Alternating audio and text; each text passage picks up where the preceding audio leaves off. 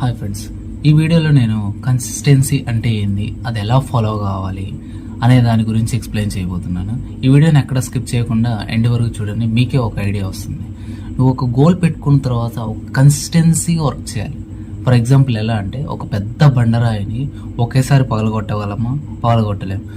రోజు కొంత కానీ ఏదో ఒక రోజు మాత్రం పగులుతుంది. అదే కన్సిస్టెన్సీ అంటే. డైలీ చేయడం. ఇప్పుడు వజ్రాన్ని సానబెడితే కానీ కాంతి రాదు, అలానే కర్రతో రాపాడిస్తే కానీ నిప్పు పుట్టదు. ఒక శిల్పి దగ్గర ఎంత పెద్ద బండరాయి ఉన్నా కూడా తను శిలాన్ని చెక్కాలంటే రోజు ఎంతో కొంత వర్క్ చేయాలి, అది అందంగా మారుతుంది.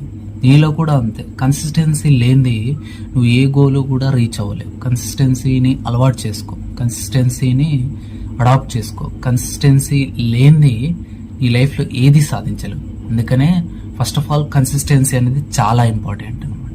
నీ లైఫ్లో ఏదైనా సాధించాలంటే కన్సిస్టెన్సీ ఉండాలి, తప్పక ఉండాలి. కన్సిస్టెన్సీతో నువ్వు ఏదైనా సాధించగలుగుతావు. అందుకనే కన్సిస్టెన్సీ ఫాలో చేయి, రిజల్ట్స్ పక్కన పెట్టు, కన్సిస్టెన్సీతో వర్క్ చేయి. కన్సిస్టెన్సీతో వర్క్ చేస్తే ఆటోమేటిక్ రిజల్ట్స్ అనేది అవే వస్తాయి నీ వెనకాల. ఈ వీడియో నచ్చినట్టయితే ఒక like and share and subscribe చేసుకో. నా తరపున డైలీ ఒక వీడియో వస్తుంది, ఇలాంటి video. Thank you so much.